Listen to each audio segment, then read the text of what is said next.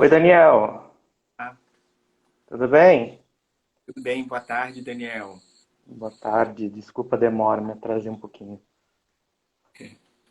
Como é que você tá nesse domingo? Tudo bem, e você? Em paz também. Fora o calor que tá aqui na Bahia, a gente tá aqui 32, 33 graus, super quente, mas tá tudo bem. É isso que eu ia te perguntar. Eu não sabia de onde você era. Então você é da Bahia. Bahia, do interior da Bahia, cidade chamada Feira de Santana, ela fica bem pertinho ali de Salvador. Tá. Legal, legal, legal, legal. Então, Daniel, o pessoal tá entrando e, como você sabe, eu venho aí nos últimos meses falando com pessoas que, de certa forma, estão envolvidos com perfumaria em diversas esferas, né? Então, às vezes, tem pessoas que são perfumistas, tem pessoas que são consultoras, tem pessoas que são que ensinam, tem pessoas que influenciam, que criam conteúdo, que são YouTubers, e a gente nunca teve aqui uma pessoa que trabalhe com química mesmo, né? E eu vi um vídeo seu falando sobre métodos de extração e sobre químicos aromáticos. E eu achei bem interessante assim a forma com que você explicou, que eu acho que é bastante didático e acho que você tem essa empatia assim com o público, né?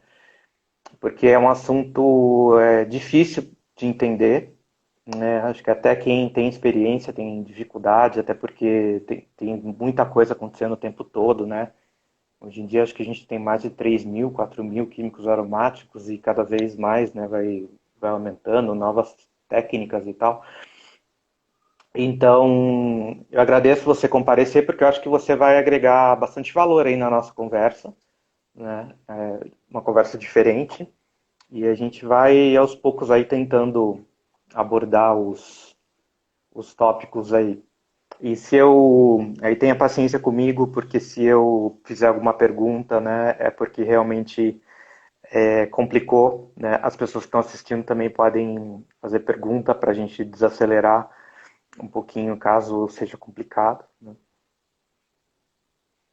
Tá Certo? ótimo. Eu que te Tá, mais, é um prazer enorme participar com você aqui dessa live e obrigado mesmo. Acho que você é uma figura tão importante para a perfumaria nacional e internacional, Daniel, e a tua contribuição assim é enorme para todos nós. Então é um prazer estar aqui junto contigo nessa live, viu? obrigado.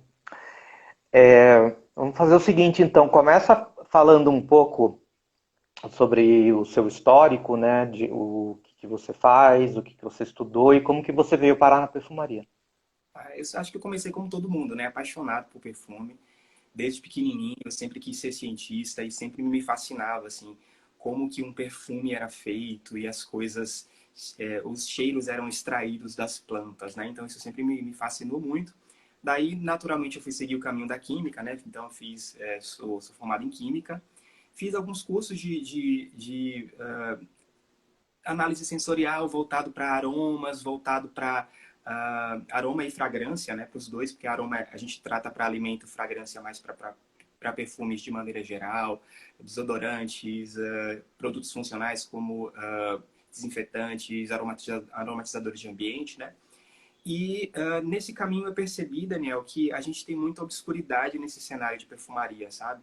A gente não tem informações muito claras e eu resolvi entrar um pouco mais nisso, então fiz alguns cursos que não estão ligados a universidades, nem cursos de extensão, mas são cursos assim extra, né? Para eu aprender um pouquinho mais. E foi na indústria de alimentos, né? Durante o meu percurso profissional, depois que eu me formei, eu fui para a indústria de alimentos que eu tive um contato com a Firmenich, né, com casas de perfume, casas de fragrância, né, Firmenich, na época que eu trabalhei na indústria, trabalhei na Nestlé, na indústria de alimentos, né, a Firmenich servia para a Nestlé toda a sua gama de aromas para aromatizantes de alimentos. E lá a gente tomou treinamentos, a gente desenvolveu técnicas, tive muito contato com o pessoal e aí aprendi também bastante sobre essa questão de fragrância e de aroma. A partir daí, então, só foi muito mais aprendizado e eu costumo dizer que o meu conhecimento é meio que uma colcha de retalhos. Eu fui pegando uma informação ali, uma outra informação ali, juntando com artigos científicos, com minha experiência em laboratório e tudo mais, fui construindo e aí acabou que eu entrei de fato, mergulhei esse ano de cabeça na parte de pesquisar sobre fragrância de uma maneira mais científica mesmo. Ah, então é recente a sua. Tudo mesmo mais efetivo tem uns 10 anos, que eu comecei a estudar fragrâncias, são há 10 anos. Mas esse ano eu resolvi parar com mais, digamos, com mais profundidade, né? E de começar a colocar a mão na massa. Por exemplo, coisas de laboratório, de fazer sintéticos, foi esse ano que eu comecei a, de fato, colocar a mão na massa no laboratório para poder a gente fazer. Legal. Você começa explicando assim, desde o começo, né? Para as pessoas entenderem desde o começo o que tem num perfume, né? E daí você pode falar também, aproveitar e falar o papel dos sintéticos, né? Em relação aos naturais, para que servem, no geral. Se puder fazer um resumo. E a gente considera a química, né, como uma solução. Uma solução a gente mistura, né, vários componentes que são solúveis uns nos outros. O perfume basicamente é constituído de água, solvente, que é o álcool, né, que a gente utiliza como veículo para a fragrância. Então, além de água, álcool, a gente também tem fragrância, né? Tem gente que chama também de essência, né? Mas o ideal é que a gente chame mais tecnicamente de fragrância, né? Se a gente for olhar a lista de ingredientes, por exemplo, atrás de um perfume, ele vai dizer que tem água, álcool, e logo em seguida ele vai ter fragrância e a lista dos alergênicos, cada um em relação às suas quantidades, né? Lá no fundo do perfume, as informações estão em ordem decrescente, elas estão do maior para o menor, né? Em relação às suas quantidades.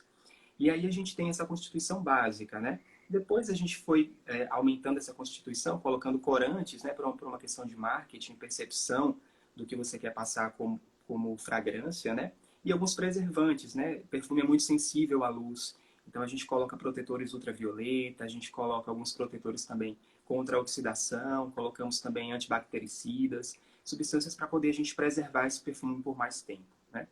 Então é basicamente água, álcool, essência e outros, como eu costumo dizer, né? Alguns recipientes que ajudam a manter a estrutura da fragrância, né? E aí nessa parte da essência, né? Da fragrância, como eu tinha dito, a gente tem a mistura dos óleos, né? Sejam dos óleos essenciais, dos absolutos, tinturas, químicos aromáticos, que acho que é onde o pessoal às vezes tem um pouco mais de dúvida, né? Às vezes é importante a gente colocar na cabeça das pessoas para que elas de fato entendam. Óleo essencial é um nome genérico, é para tudo que eu uso, né? Na verdade, não, né? A gente tem alguns métodos de extração e esses métodos de extração nos dão matérias-primas diferentes, com diferentes perfis de odor, né? E com diferentes propriedades químicas também, né? Por exemplo, a gente tem um método que é amplamente utilizado, que é a tintura, né? Muito usado na perfumaria botânica. A gente pega ingrediente, material, coloca em contato com o álcool, o etanol, né? Tudo que tem ali na minha matéria-prima que for solúvel no álcool, vai passar para o álcool, né? Então a gente tem uma característica de odor bem peculiar a tudo aquilo que tem solubilidade no álcool, né? Isso é chamado tintura. Muitos perfumistas ainda hoje utilizam muita tintura de baunilha, né? Tintura de ambergris também, eu vejo muito pessoal falar na tintura de ambergris, que dá um cheiro não tão profundo, ele tem um cheiro intermediário, eu diria. Ele não é tão terpênico, tão fresco, tão cítrico, tampouco não tem um cheiro tão profundo. As tinturas não dão um cheiro com tanta profundidade, pelo menos é o que eu sinto, assim, né? Ao meu olfato. E a gente tem também a extração do óleo essencial, né? O óleo essencial ele pode ser extraído, por exemplo, por destilação, arrasto a vapor. É basicamente você pegar o seu perfume, colocar dentro de um reator, dentro de uma panela, né? De uma maneira geral, dentro de uma panela, de um reator. E aí a gente aquece ali ele junto com a água. Tudo que for, digamos, que tiver o mesmo ponto de ebulição da água, ou tudo que tem aquela temperatura a qual você está colocando no sistema, ele vai passar pelo vapor junto com a água, né? A gente vai arrastar tudo que tem na matéria-prima junto com o vapor.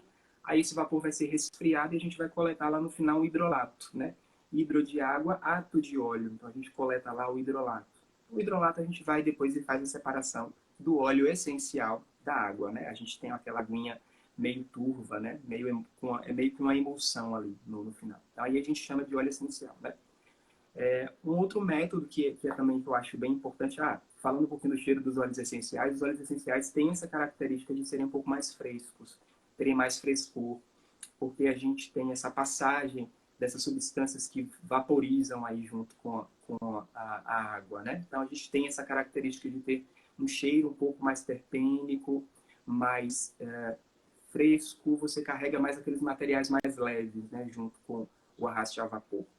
E falando do outro método também que é muito utilizado, é a extração do absoluto, né? A gente faz a extração com solvente. Daniel, se a gente pegar um esmalte de unha e a gente colocar água, não acontece nada.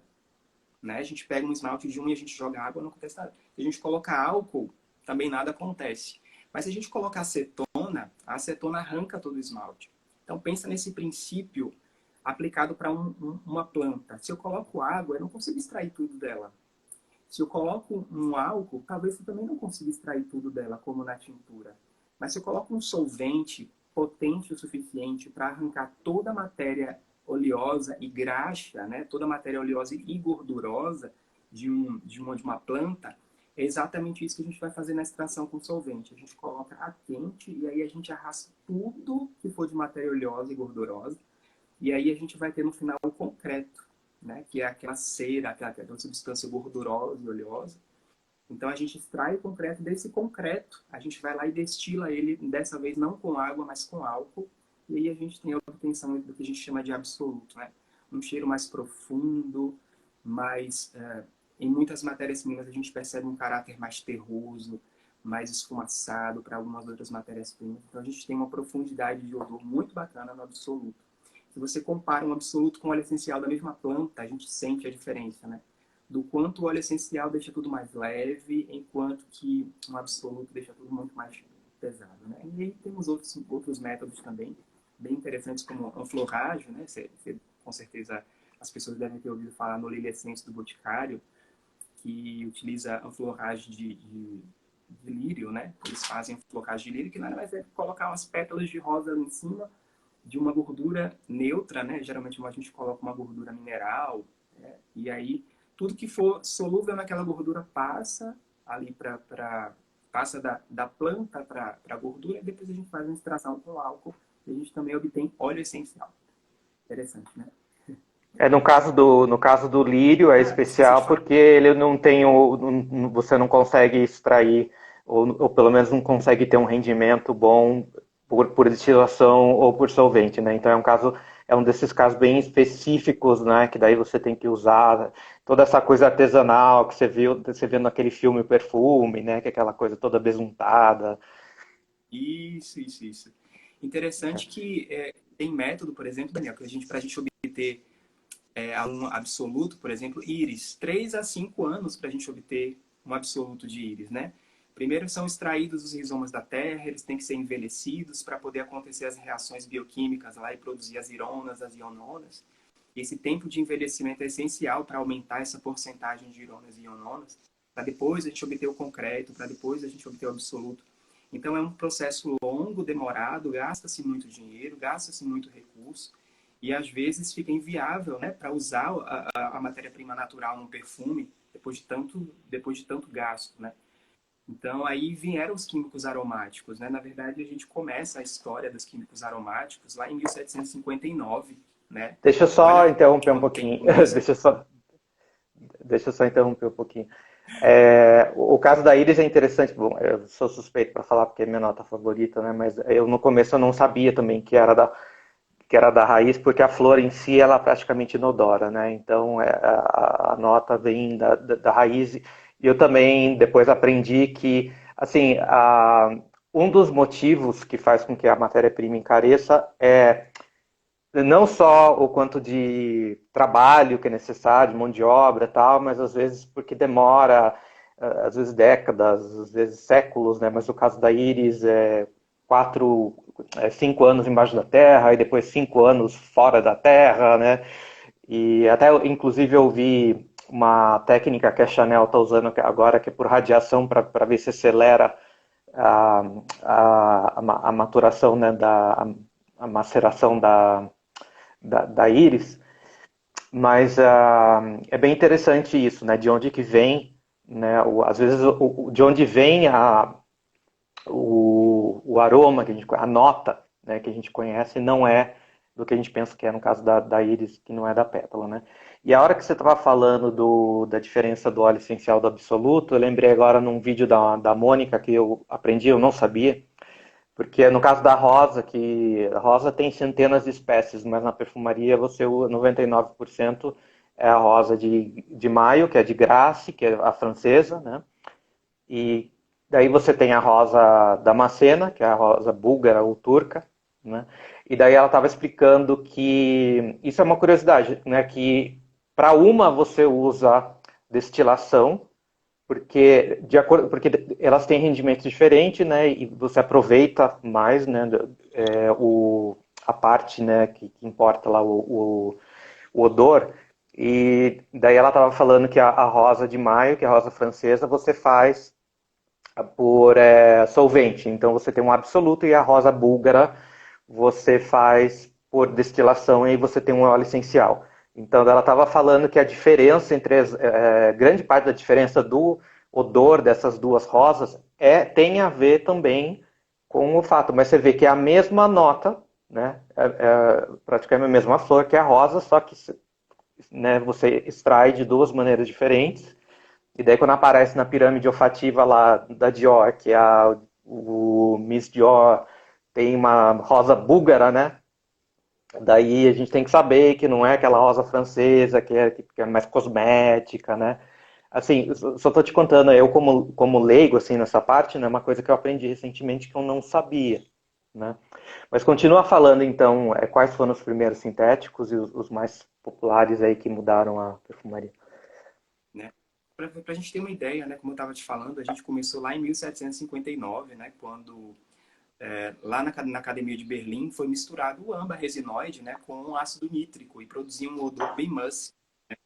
Então eles perceberam, a partir daí, dessas descobertas, que a gente poderia misturar uma coisa com outra e a gente obter algo que é odorante, né, que tem uma propriedade odorante. Então a gente começou bem lá atrás, né? E antigamente esses perfumes eram produzidos apenas de fontes naturais, né? O que já imagina com tecnologia que a gente tem hoje, já é difícil obter natural. Imagina naquela época, né, que tudo era ainda muito rudimentar, né? Mas eu acho que o auge mesmo, Daniel, foi metade final para final ali do século XIX, sabe? Que a gente começou ali em 1868 com a síntese de cumarina, né? Tão importante, tão interessante. Quando eu falo síntese, de fato, é você pegar uma coisa, misturar com outra, né? Para você obter uma substância que tem odor mesmo, né? E aí, na sequência, né, 1868, 1869 veio a heliotropina, também interessante. 1874, segunda metade do século XIX, síntese de vanilina a partir do guaiacol, então também muito importante.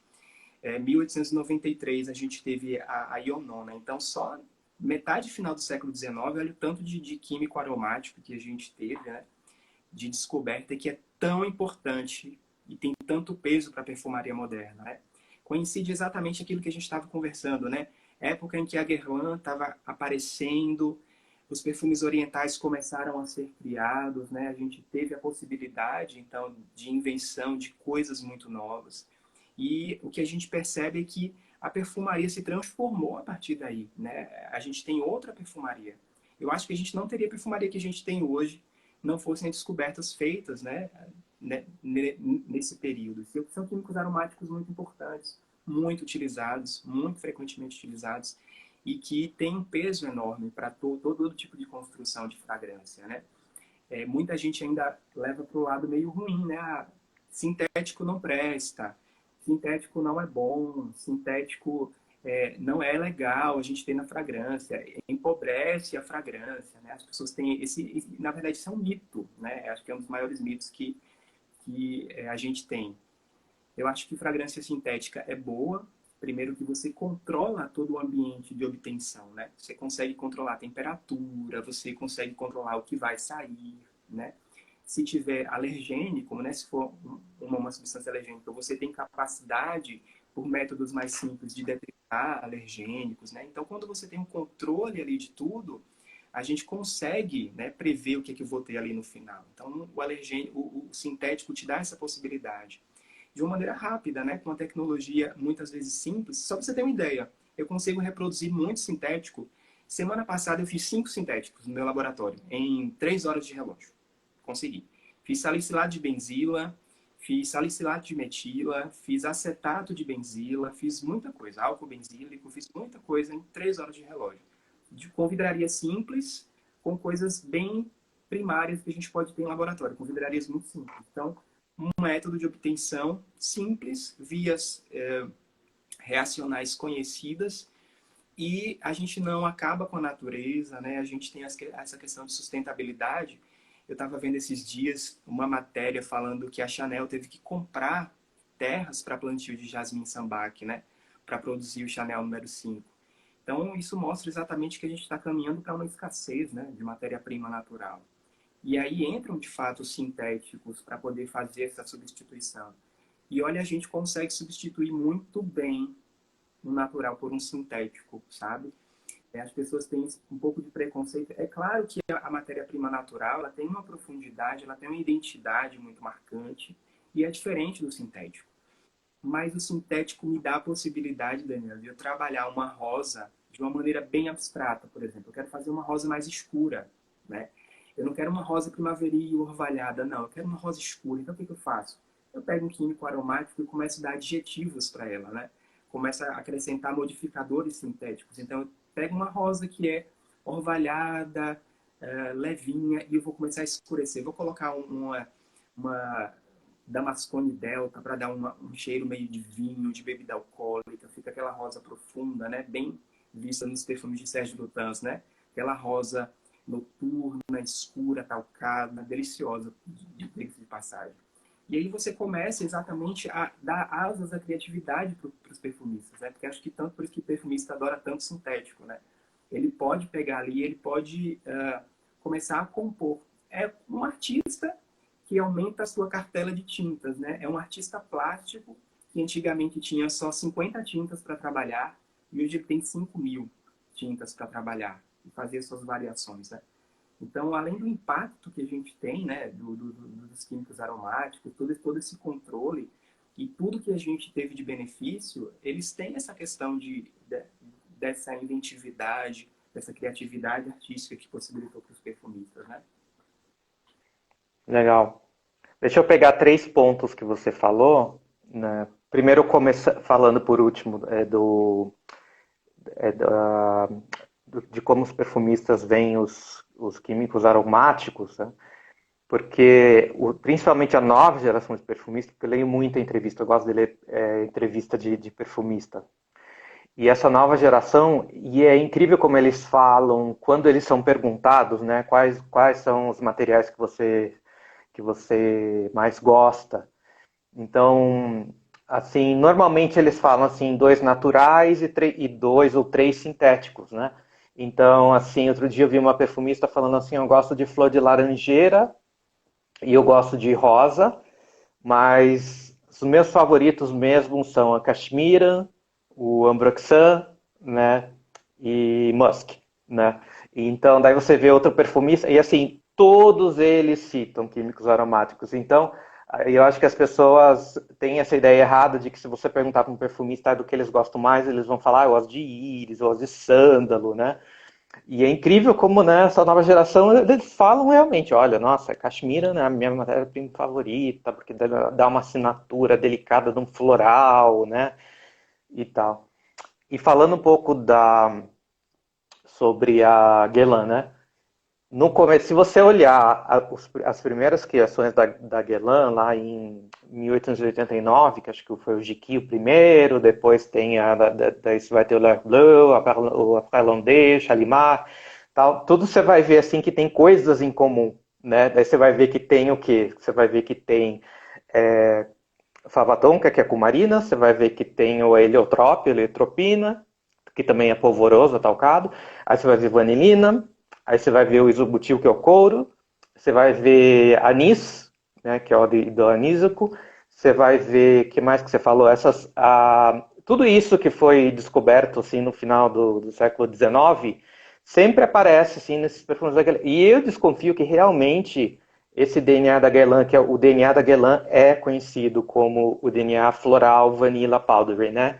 Que é esse atalcado baunilha, que até hoje é, né? Então você tem várias assim, tipo várias variações, tal você tem várias composições, perfumes diferentes, famílias diferentes, mas acho que as pessoas quando pensam no Guerlain, elas primeira coisa que vem assim, deve ser um atalcado doce, né? Eu acho que não sei se acidentalmente eles meio que construíram essa identidade ao longo do tempo e eles ficaram nisso, né? Mas se você analisar o contexto histórico, tem tudo a ver com isso que você falou, né?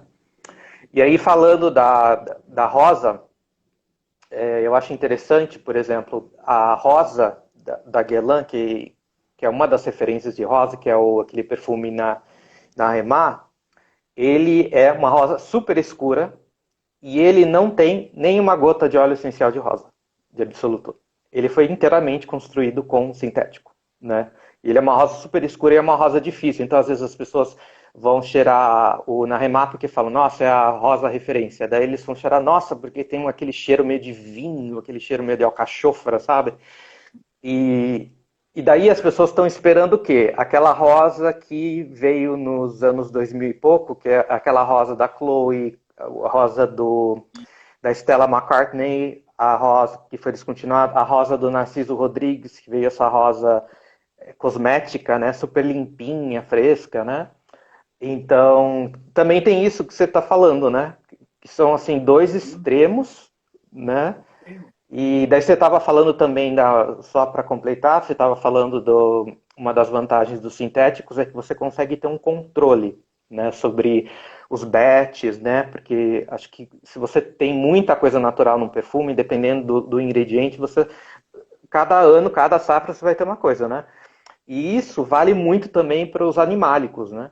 Então, alguns, ainda por mais que falem não, é proibido usar a míscar natural, né? Ou ninguém usa o âmbar-gris natural, mas existem, né, marcas na Ásia que usam, e eles falam que uma das coisas mais difíceis é que assim, tipo, por exemplo, o âmbar-gris. Como que você vai garantir, né, hoje você usa o Ambroxan, que é o sintético, mas o âmbar-gris natural, que ele fica de uma baleia, né, que fica anos, que a baleia comeu coisas diferentes, ficou anos boiando no mar durante tempos diferentes, daí ele vai até ele chegar na praia, até quer dizer, ele vai ter uma série de características diferentes, cada bloco de âmbar gris vai ter uma coisa, vai ser feita uma tintura, então assim, imagina você garantir que isso seja, né, controlável, né?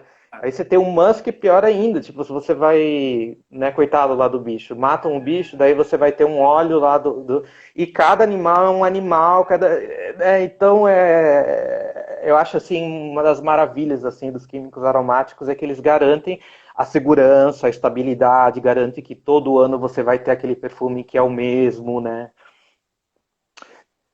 E aproveitando para o gancho que vai ser o mesmo, porque nunca é o mesmo, né? Mas o que você acha assim que dessas regulamentações que aconteceram nos últimos 10 anos, né? Todas essas reformulações que aconteceram a partir de 2010, como que você vê isso? É tão importante a gente falar sobre isso, sabe? Porque acho que as pessoas às vezes pensam que fazer perfume é colocar qualquer quantidade de fragrância, de origem de óleo essencial, de absoluto, misturou e está tudo certo. Né? Isso me preocupa um pouco, porque as pessoas estão começando a querer fazer perfumes, fazer fragrância, né? Tem muito perfumista independente surgindo. No meu Instagram chove DM, pessoal perguntando, Daniel, por onde eu começo a fazer fragrância? Por onde a gente começa a misturar, né? E eu sempre falo que é super importante a gente entender sobre regulamentação antes de qualquer coisa. Acho que assim como qualquer atividade, né? Você precisa entender ali o fundamento das coisas e o que é permitido e o que não é, né? A gente tem que aprender o que fazer, mas também o que não fazer, né? E eu vejo assim as reformulações da IFRA, né, como e quando a gente fala em regulamentação, a gente está falando de IFRA, né, de uma maneira mais global, mas que quando desce aqui para a América do Sul é Mercosul e aí cascateia para a Anvisa aqui para a gente no Brasil, né? Infelizmente são reformulações feitas que impactam diretamente na percepção da fragrância, né? Então a gente tem uma modificação na fragrância. Ninguém gosta muito de reformulações, porque elas vêm com modificações, aquele seu perfume do coração que você tanto amava, que te traz tantas memórias importantes, e ele vai sendo modificado com o tempo, né? Então essa é uma parte negativa, mas eu sempre olho pelo lado positivo, porque é por uma questão de segurança, né? Se é para nossa segurança, então eu sou sim super a favor, né? Tem muita matéria alergênica em fragrância, né? Só para as pessoas saberem, geralmente as substâncias fragrantes numa planta, elas são geralmente defensivas, né? São metabólitos defensivos das plantas. Elas fazem para se proteger, para espantar predadores, né? Então, para nós, para o nosso organismo, aquilo ali também pode ser algo estranho, né? Pode reagir para a nossa pele. E só para lembrar, a nossa pele não é um simples revestimento, né? A nossa pele é um órgão. A gente tem que respeitar ela como um órgão, né? Ela tem uma absorção sistêmica. Tudo que se aplica sobre a pele, ela tem uma absorção sistêmica, porque ela é um órgão. Então, é muito importante a gente saber que tem matéria-prima que é alergênica. Tem algumas que são tóxicas, né? Elas prejudicam o fígado. Tem alguns que são cancerígenas, né? Então, elas podem ter suas propriedades ruins, né? Mas que, de fato, é para nossa proteção. Daniela, eu tenho um problemão com perfumes, principalmente da Natura. Não sei por que isso acontece, mas toda vez que eu aplico o perfume da Natura, eu tenho dermatite. Não sei exatamente por quê, se é algum veículo, se é alguma coisa, mas os perfumes da Natura me causam essa dermatite, né? Isso para você ver que a Natura é IFRA compliant, né? Eles obedecem aí às regulamentações da IFRA. Então imagina se isso não fosse obedecido. Eu sei que também tem uma pele super sensível, meio complicado e tudo mais, mas você imagina se não tivesse, né? Então a gente precisa entender que as reformulações são necessárias para a nossa própria segurança, né? Infelizmente acaba mudando o cheiro, né? Mas é isso que a gente tem, né? Mas eu acredito também nas reformulações que existe também estratégias de marketing ali por trás, né? Não marketing exatamente, porque quando eu vejo, por exemplo, o Miss Dior sendo tão reformulado ao longo do tempo, né? A gente começou com o Miss Dior original lá na década de 60, depois a gente veio com o Miss Dior Cherry 2005, 2010 teve outra reformulação, 2012 outra, 2015 outra e agora mais outra. Então tem o marketing, né? Depois que a Dior foi comprada pela LVMH, teve que ter essa adequação, né, do marketing e alinhado possivelmente, né, com os objetivos estratégicos da empresa, mas também existe questão de custo, né? A empresa que às vezes permanecer o preço para nós consumidores, então por uma questão de custo também eles acabam reformulando, né? Substituem o natural por um sintético e aí a gente vai vendo algumas diferenças ao longo do tempo, mas que eu acredito que é, no fundo, para o nosso bem. Então eu gosto de ser otimista nesse ponto e achar que é para o nosso bem, sim. Eu concordo com você. Eu acho que tem coisas belíssimas assim que estão sendo feitas em termos de sintéticos também. Eu acho que não é sempre que fica pior. Eu acho que tem coisa, que nem o Fábio Navarro falou na última live, que tem coisa que a gente realmente tem que desapegar, né? Assim, desapegar emocionalmente mesmo, de repente procurar outra coisa. Se quer realmente, procura alguém que venda perfume vintage bem conservado, né? Se quer um Miss Dior de 1947, né? Você vai encontrar, né? Agora, eu acho que... Não, eu acho fantástico, assim, as possibilidades que, que a química dá, e eu sempre... Eu sou um grande defensor, sempre fui um grande defensor da química, e falo que tudo é química, né? Na verdade, tipo, o ar, a água, tipo, porque às vezes eu escuto pessoas falando assim, tô vendendo um perfume que não tem química. Como assim não tem química, né? Então, assim, o que me incomoda às vezes é que eu estava lendo, porque eu estava me preparando para a sua live, porque a sua live eu já imaginei que fosse mais técnica mesmo, né?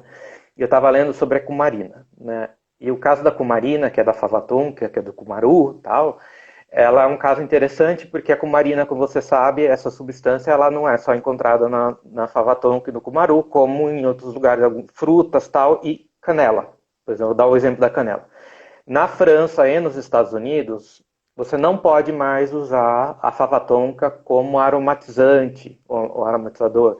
Você não pode fazer uma sobremesa, um pudim, você não pode fazer um ganache de fava tonka. Aqui você acha, né, um bombom de fava tonka. Mas na França e nos Estados Unidos não pode. Então você fica meio assim, mas por quê? Né? E quer dizer, então, se eu comer bastante canela, não tem problema, porque a canela tem, né, cumarina. Né? Tanto que tanta coisa tem cumarina que falam que 90% dos perfumes contém cumarina. Né? Então, isso que às vezes para mim é uma coisa que incomoda é achar que às vezes talvez tenha um exagero, sabe? Uma coisa um pouquinho meio desproporcional. Né? Então, o caso da bergamota é um caso que. Porque cítrico também é uma coisa complicada porque ele queima a pele. Né? Então, o caso da bergamota é complicado porque realmente a bergamota chega a ter 10 vezes mais bergamotenos que a lima, se eu não me engano. Não sei qual, que tem um menos, mas tem 10 vezes a mais, né? Então agora você só pode usar uma quantidade muito pequena, daí tem que ser desterpenizada, daí a bergamota perde aquele sparkle, né? Ela perde o brilho, daí o que eles fazem? Daí eles trocam pela grapefruit, daí começa a aparecer perfume com grapefruit, das pessoas falam, mas por que agora está aparecendo um monte de perfume com grapefruit? E, quer dizer, tudo isso tem por trás, né? Por que as notas acabam mudando também? Parcialmente é por causa das exigências, né? Então os perfumistas vão ser criativos, vão falar, agora eu não posso usar isso, né? Tá, eu não posso usar, quer dizer, eu posso usar a bergamota, mas eu não posso usar essa bergamota, mas só que daí meu perfume não vai ficar bom, então eu vou, em vez de usar bergamota, eu vou usar um outro cítrico, né? Então acho que isso influencia bastante. A gente tinha combinado de. Pode falar. E às vezes a substituição do natural, né? Esses óleos essenciais mais cítricos, eu extraio às vezes, né? Aqui no laboratório também, casca de cítrico, né? Mas eles assim Hum, oxidam em 2 dias. Eles mudam de uhum, cheiro, é uma coisa assim absurda, sabe? E aí tem uhum, muita gente indo por linalol, né? Coloca ali, que compõe ali 60, 70% de cítrico, põe um pouquinho de acetato de linalila, um pouquinho de limão, equilibra as quantidades, né? Que deixa também o perfume mais conservado por mais tempo, né? Então, é interessante também que, às vezes, pode ter ocorrido isso durante a vida do perfume, né? Lá nos anos 90, eles estavam usando o natural, mas que oxidava com muita facilidade. E aí, quando a gente chega depois dos anos 2000, 2010, viu-se que, na verdade, a gente não tinha mais condição de manter o natural e a gente coloca ético para substituir, né? Então, enfim, é bom, é interessante. é. A gente tinha combinado de fazer uma Oi, avaliação, Daniel, você tá me né, do ouvindo? Diaom. Tá travando aqui Tá, para mim, eu acho. tá travando? Eu tô te ouvindo. Voltou? Então a gente tinha combinado de fazer uma Voltou. avaliação do Diom, né, com a perspectiva de química, né, que você gentilmente ofereceu o Diom porque você sabe que é a minha fragrância preferida, né? Sim. Então, eu só vou fazer um histórico curto aqui. O Dior, ele tem uma importância muito grande na perfumaria porque ele foi lançado em 2005 pelo Dior e foi o primeiro perfume mainstream, né, perfume de massa masculino com foco na nota de íris. Né? E a nota de íris, ela acaba sendo uma nota andrógena porque ela é uma nota floral, mas ela não é só floral, né? Ela é amadeirada, né? Ela é aromática e tal. Então ela não é como um jasmim, e nem chega nem mesmo como uma rosa, né? A íris é uma nota meio, ela tem uma floralidade, mas ela é meio andrógena, né? E a Dior apostou nisso, que eu achei legal, até nessa época de 2000 e pouco, tal, ainda teve grandes, assim, teve lançamentos inovadores, né, assim, dos anos 2000 até 2006. Quem conhece de perfumaria, né, principalmente dessa época, sabe que a gente teve muita coisa assim nova, conceitos assim, é, Até anotei aqui, por exemplo, além do Dior, teve o Terre, teve o London, teve o L'Homme David Saint Laurent, que também é um pouco floral, o Prada Amber, né, que também ele é soap, super, assim, tem uma coisa floral. O Narciso Rodrigues For Him, que é de folha de violeta, que é aquele cheiro frio, né, de cimento. Tem o Ancre Noir, tem o Gucci Pour Homme 2, quer dizer, esses são perfumes assim que as pessoas sentem falta disso que aconteceu, né, até 2007, depois veio a crise de 2008, e aí os fabricantes, as marcas começaram a, né, ficar um pouco mais, um terreno mais confortável, né, então as coisas começaram a ter menos inovação, digamos assim, né? Mas o Jerome é fruto dessa época, desse período de 2000 e 2006. Então ele tem uma história porque ele é uma linha, né, uma franquia da Dior que começou em 2005, depois ele foi lançado em 2007 o Intense, depois teve o Sport em 2008, o Sport teve 3 versões, né, 2008, 2012, 2017. A versão de 2008, eles tiraram a íris, quer dizer, eles tiraram o DNA não seguiram o DNA da linha. Em 2012 eles trouxeram a íris, então ficou um perfume esporte com íris, que é uma coisa meio inovadora. Mas em 2017 eles tiraram depois a íris, provavelmente porque tem pouca aceitação. Normalmente perfume atalcado com íris para homem tem uma aceitação menor, né? E daí eles lançaram em 2017, em 2014 eles lançaram o Dior Eau for Men, né, que é a versão mais fresca, que manteve a íris, né, só que ela é mais limpa, mais fresquinha. E eles lançaram o Dior Cologne, que foi em 2000 e esqueci a data aqui, que daí é outra coisa, né? Que daí é um cítrico, nada a ver, que não tem isso, é outra coisa que eles apenas usaram o nome de Oron, Bom, né? Então vamos lá, vamos lá. Primeiro, o eau de toilette, a gente o experimenta. eau de toilette. Né?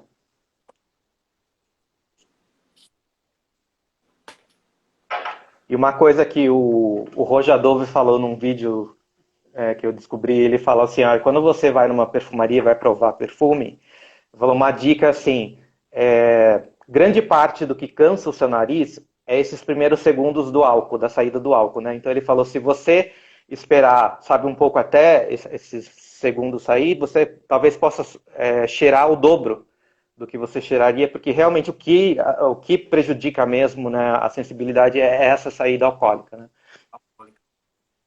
Interessante. Mas Uma bergamota com realmente qualidade. assim, o que vem de cara, né? É a íris e o chocolate. Tem açaí tem uma parte fresca, né? Que é a bergamota e a lavanda, né? E Tem daí na bastante aroma. base, bastante, na saída. E na base tem o cacau, né? Tem o Cacau. almíscar e tal. Mas eles colocaram, assim, para dar uma harmonizada, para não virar um gourmand, eles colocaram o Jacques Pouge, eu acho que foi que fez, Olivier Pouge. Foi a Dior. Ele. Foi quem? Foi o Olivier Pouge Pouge. mesmo. Foi. É. Ele colocou uma base Chypre, né? Então ele colocou vetiver, patchouli, labdanum e couro. Então Ouro. isso deu uma coisa sofisticada e harmonizou essa doçura gourmand, né? Isso. Então, por isso que eu acho que o Dior ele é tão completo, porque ele tem essa coisa que é limpa da íris, romântica também, né? Essa coisa floral dá uma coisa romântica. Ele tem o frescor da bergamota e da lavanda. E ele tem essa base Chipre que é chique, né? Esse aspecto Chipre, ele dá uma sofisticação. E eu acho que ele é muito. Ele é tão coeso, assim, tão equilibrado, né? Que você não. Quando você cheira, você não sente assim o couro, o patchouli, o vetiver, né? Eu não sei o que você acha. Eu sinto isso, tudo que você falou. Ele achou ele um perfume geladinho, né? Ele vai saindo, a íris, né? Traz esse aspecto geladinho, gélido, né? Delicioso. E uma coisa que eu acho interessante é exatamente isso que você falou. Eu percebo o Dior Homme como como se ele tivesse uma lavanda transversal. É uma lavanda que você vai até o fim, você vai sentir ainda restinho de lavanda, né? Porque lavanda, ele casa muito bem com a bergamota por causa do linalol, né? Uhum. Ele vai bem com cumarina, porque a lavanda tem cumarina aí no fundo, né? Ele casa muito bem com as madeiras, com as iononas também, porque a lavanda também tem um pouquinho desse caráter talcado. E aí é como se ele pegasse a lavanda transversal um pouquinho, tá? E começasse a colocar as coisas assim meio que ao redor. E aí você sente tudo meio que conectado, né? Tudo se conectando muito bem. E como eu estava falando de químico aromático logo no início, a gente percebe aqui a maestria no uso de químico aromático, porque você não sente nada artificial, mas você Uhum. sente essas funções muito bem feitas, né? Isso que você falou, a gente sente íris, a gente sente lavanda, a gente sente couro no fundo, o couro também é bem perceptível, né? E, por exemplo, aqui tem Iso Super, mas a gente não sente aquela dosagem de Iso Super. Então a gente sente essas transições muito bem feitas, muito bonitas. E uma das coisas que eu percebo na lógica de perfume com íris, Daniel, é que perfume com íris sempre vai muito bem com vetiver, muito bem com Uhum. vetiver, e com patchouli também.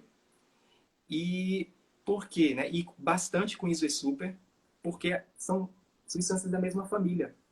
São três Uhum. substâncias da família. Então, vetiver é raiz, assim como íris, que é raiz, né?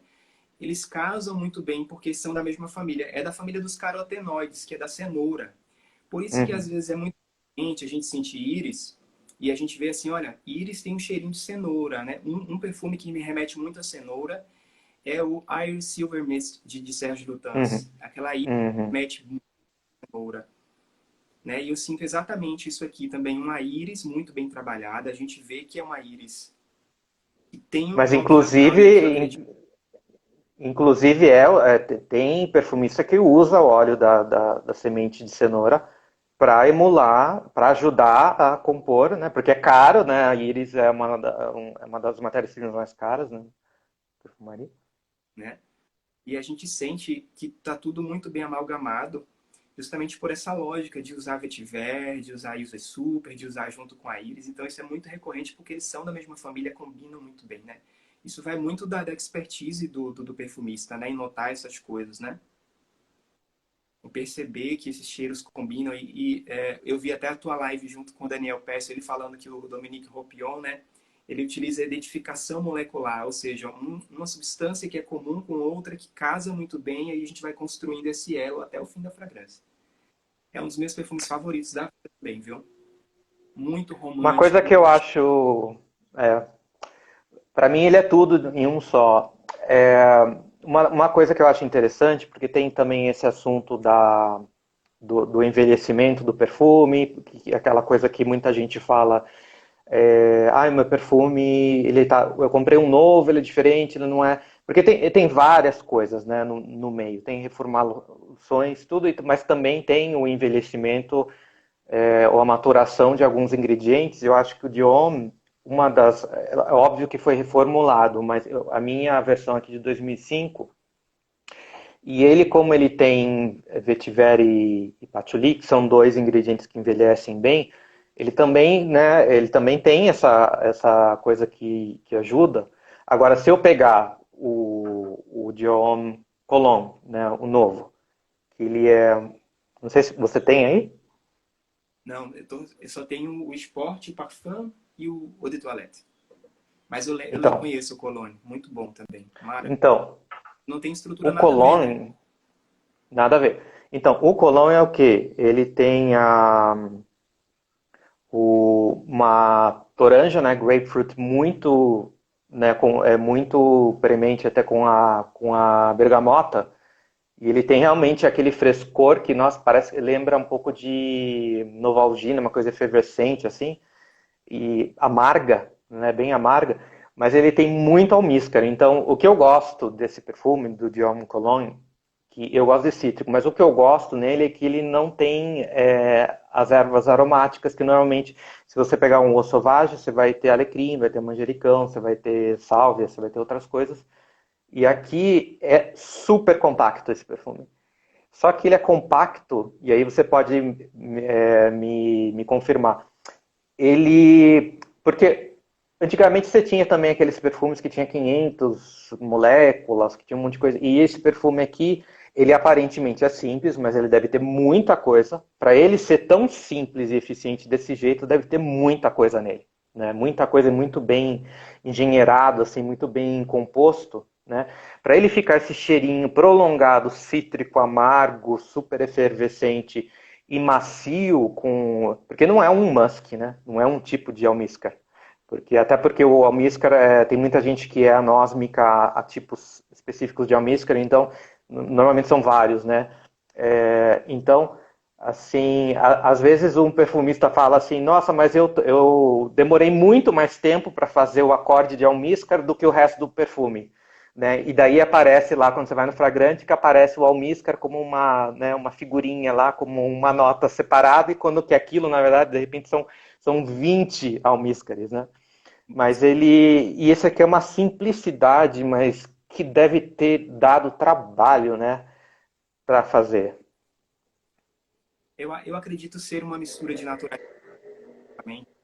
E às vezes eles fazem essa coisa do pega a toranja natural e dá uma carregada com metilpamplemousse, né, que dá uma Hum, cheirinho metado, já começa a trazer essa coisa mais limpa, né? Depois a gente vem com os musks, né, muito bem misturados, Galaxolide lá no fundo, que é uma misca mais limpinho, né? Tonalide também, um pouquinho. Então eles vão pegando, né, bracilato de etileno, dá uma equilibrada nos musks, né? E que vai colocando alguns químicos aromáticos que alguns autores chamam como fillers, né, preenchedores, para eles não uhum, ficarem com aquela sensação de que tem buraco, ou que tem muita aresta, ou que é meio perfume meio crudo, né? Então eles vão colocando esses blenders e esses fillers, né, para poder deixar o perfume todo muito bem aparadinho, né? Coloca um pouquinho uhum, de ediônico, nada floral, mas você sente o ediônico porque dá elevada, né? Ele dá essa elevada, essa sensação heady, né? uhum. Toda a fragrância, né? Então acho bem interessante. Então é um perfumista com muito skill, né? Muito habilidoso para poder fazer um perfume simples e ao mesmo tempo tão bem feitinho. Muita É. habilidade. Pode provar o Você tá... Spot, eu não estou com ele aqui. Ah, tá. Esse minha versão é a segunda versão. É Não é a com, é com original. íris. Isso, Essa com é a com íris. íris. Uhum. Com íris. É perceptível, sabe? A gente vê uma construção, a gente vê que tem o DNA, sim, do Dior Homme, né? Você sente mesmo o DNA levemente talcado, da íris e tudo mais. Mas ele tem esse sparkle, né? A saída é bem, por ser uma versão esporte mesmo, né? Para conduzir com essa temática esporte, né? Muito mais brilhante, muito mais amadeirado também. A gente sente uma floralidade leve, mas muito mais amadeirado. Uma maravilha também, uma delícia, uma delícia, uma delícia. A gente sente gerânio também, eu tô sentindo gerânio aqui bem também aqui de cara, né? Talvez Você seja esse sente, o Elenar uma vez ele falou que o dihidromircenol, que é essa molécula que tem muito nos fugés, esse cheiro mesmo de desodorante, do cheiro do caiaque, do quasar, do cool water, né?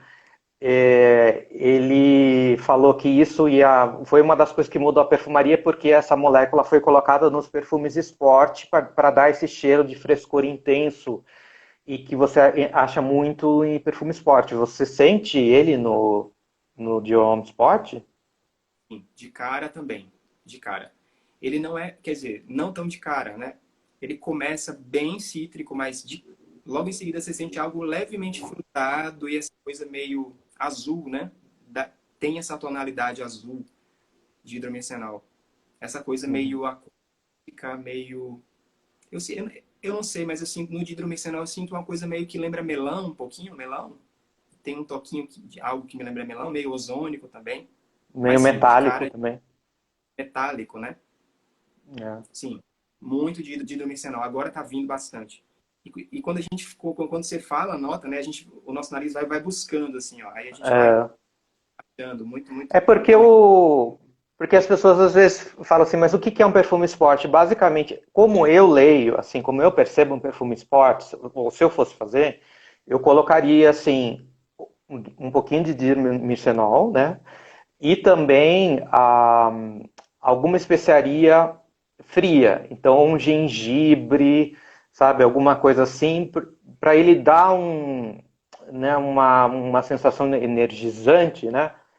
Mas ao mesmo tempo isso eu pessoalmente não gosto, que eu acho que deixa uma coisa muito com cheiro de desodorante, uma coisa funcional. Né? Então eu sou meio avesso aos perfumes esporte justamente por causa disso. Né? Eu acho que hidromicenol é uma coisa que acho que um dos sintéticos que eu mais assim que eu tenho aversão, mas é Tem, popular, né? Você vê em todo lugar. tem cheiro de tudo, mas não tem cheiro de nada, né? É uma coisa assim super genérica mesmo. Cheiro de desodorante, como você falou. Às vezes ele é tão também, ele sobrepõe tanto outras notas que você começa a sentir que ele cobre tudo ali, você não sente mais o perfume separadinho, né? Você não consegue distinguir muita coisa porque ele vai dominando a fragrância durante um tempo, né? Muito bom. Eu tenho a versão parfum aqui também. Muito boa. Ah, Gosto legal. bastante. E essa é Muito bom. couro, né? Bem queimado, bem defumado. Parece perfume de nicho, né? Com aquele nicho É. mais classudo, né? Maravilhoso. Muito bom. Eu acho ele difícil, eu não consigo usar. Eu acho ele muito, muito, muito defumado, muito emborrachado. Eu acho ele tão opulento que eu não vejo ocasião assim para usar, sabe? Eu não tenho esse estilo de vida para usar ele, tanto que eu só tenho aqui um decantezinho, né? Tá no finalzinho aqui, ó. Olha a cor dele, Hum, ele é uma cor, né? Pra uhum, caramba, né? Então, hum, eu não vejo ocasião para usar, tanto que eu falei, olha, não vou nem comprar, porque se eu for comprar, eu sei que eu não vou usar. Mas muito, muito, muito hum. excelente. É, o meu É também, uma, eu acabei. Foi o único que eu não mantive, porque eu não realmente não tinha como usar. Eu acho belíssimo, mas não. Né? belíssimo. Falando para fechar o círculo, né, do Dior, daí veio 2020, né, que daí fugiu totalmente da assinatura do DNA da linha, e a Dior, né, disse que ia manter, realmente eles mantêm o original, vendido como Dior original, em pouquíssimos lugares, então você vai achar no site da Sephora na França, né, super difícil achar, mas o que eles realmente estão promovendo que você vai encontrar na loja é o 2020, que para mim é um bom exemplo dessa junção de sintéticos modernos, porque ali o que você sente é aquele trio, né? O Iso e Super, que é esse cheiro meio amadeirado, meio incensado, né? Meio de cedro, super seco, né? Aí você tem Cashmira, né? Aí você tem Ambroxan, né? Aí você completa com cítricos, com outras coisas assim, mas acho que esse é um exemplo assim, o John 2020 é um exemplo de como eles pegaram todos esses sintéticos modernos, assim, fizeram uma coisa meio elegante, mas é uma coisa tão para mim tão abstrato, né, que você cheira, você fala assim, é amadeirado, cítrico, e tal, mas você não consegue pegar direito, sabe, as notas né? Você chegou a cheirar? O que você achou? Não, eu nem quis cheirar para não me decepcionar, porque eu sou tão apaixonado Hum, pelo Dior Homme original que, hum, assim, ter limitado essa venda dele para mim, eu fiquei tão triste, sabe? E preferi hum. não sentir momento agora para não me decepcionar. Meu coração não tá pronto, confesso. Eu aprendi a aceitar, mas eu acho que é um da. E agora o Burberry Hero, por exemplo, tem outros assim que foram lançados depois que seguem né, essa coisa do muito Isoe Super, muito Ambroxan, um pouco de Cashmere, porque também é caro, né? Você pega Ambroxan, não Caro. é barato, Cashmere não é caro, né? Então, mas essa coisa assim que tem cheiro de tudo, mas não tem cheiro de nada, mas é uma coisa que um cliente de shopping vai experimentar, né? E vai falar, legal, isso aqui eu posso usar no trabalho, porque isso aqui dá para o dia, dá para o verão, dá para o inverno, dá para usar à noite, ele é elegante, ele é fácil de agradar, né? Ele tem uma boa eficiência, um bom desempenho, né? Então esses perfumes estão conquistando. Agora se você lançar um perfume à base de íris, né? Você tem o Prada L'Homme, né? Que que ainda é vendido, o Valentino Uomo já não acho mais. Quer dizer, foi lançado agora o Givenchy Intense, que é Sim, o Givenchy Gentleman EDP tem íris, mas são poucos, né? E quando você vai perceber assim, logo já é descontinuado, porque, né, pena, né? né, porque o que mais agora está sendo vendido são essas coisas um pouco mais compactas, mais confortáveis, né? E que, na verdade, eu Mas, não vejo muito problema, sabe? Eu gosto também, não vejo problema. Eu acho que tem perfume que é fácil de usar e a gente tem que ter isso como opção de vez em quando, sabe? Perfume fácil de usar, que você use ali, tá sentindo limpinho e você vai, sabe? Também gosto uhum, bastante. Esses perfumes azuis, né? Super na moda, esses uhum. fougère, o âmbar no fundo, né? São fáceis, agradam muita gente, né? É meio que um blend também disso aí que você falou, né? Mas um pouco mais adornado com elementos frutados na saída, né? E às vezes colocam uma madeira mais queimada numa edição parfum, mas que são bons também. Muito bom. Isso aí. Bom, a gente vai ter que encerrar porque já está dando uma hora e eu deixo aí para você as últimas palavras. Se você quiser deixar alguma mensagem aí para o nosso público. Quero mandar um abraço para todo mundo que está assistindo, tanto a gravação quanto a live aqui ao vivo. Muito obrigado, Daniel, pelo espaço, pela conversa super agradável, tá bom? É um prazer, uma honra estar falando contigo, né? Uma pessoa que eu sempre costumo valorizar muito assim as pessoas que pegam informações e transformam em conhecimento. E eu acho que isso é muito do trabalho que você faz e é muito do que eu quero fazer também. Pegar informações, unir essas informações e levar para as pessoas conhecimento, né? Isso é muito da nossa missão, muito do nosso propósito. Então eu acho que essa característica minha, isso é muito convergente. Gostei muito de ter participado com a live. Espero que tenha mais depois, né? Porque a gente tem tanta coisa para falar. Eu tinha tanta mais coisa para falar, mas que não cabe em uma horinha, né? Mas é bom que deixe o pessoal com gostinho É, de quero mais. Mas eu quero é agradecer muito verdade. pelo e um abraço aí pro pessoal e para você também, tá? E eu agradeço você muito também. Continue seu trabalho, continue fazendo vídeos e continue com esse seu didatismo, que isso ajuda bastante. Tem muita gente que quer aprender, tá? Gente que é leiga ou perfumista que está começando, tá?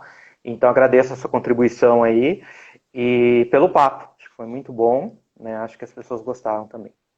Então Com agradeço, certeza. ok? Obrigado, Daniel. Obrigado, Daniel. Um abraço. Tchau, Tchau, tchau. pessoal. Tchau.